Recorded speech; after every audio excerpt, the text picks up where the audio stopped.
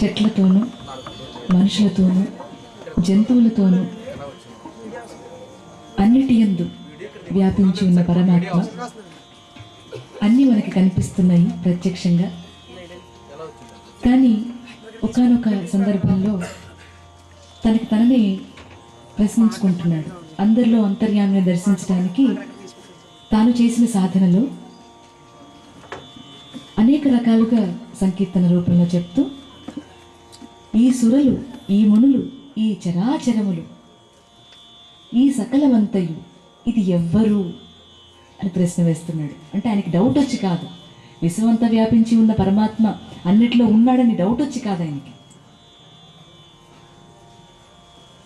ఏ విశ్వవ్యాపమైనటువంటి పరమాత్మ ఏ ఏ సందర్భాల్లో ఎక్కడెక్కడ వ్యాపించి ఉన్నాడో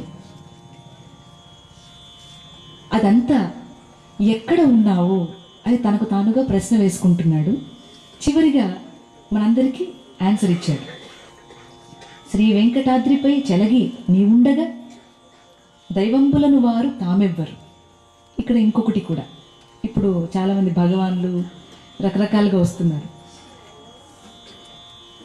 ఇప్పుడు నువ్వే దైవం కదా మాకు వెంకటేశ్వర, నువ్వే ఈ వెంకటాద్రి మీద వేంచేసి రాముడుగా కృష్ణుడుగా మాకు కనిపిస్తూ ఉన్నావు. మరి అట్లాంటప్పుడు మిగతా వాళ్ళందరూ భగవాన్లు వీళ్ళు వాళ్ళు అని అంటున్నామే, ఇదంతా ఎవరు? అది కూడా వాళ్ళే, అది కూడా అంతర్యామిని. దాన్ని చెప్తున్నాడు. ఇక చివరిలో ఆన్సర్ ఇచ్చాడు మనకి.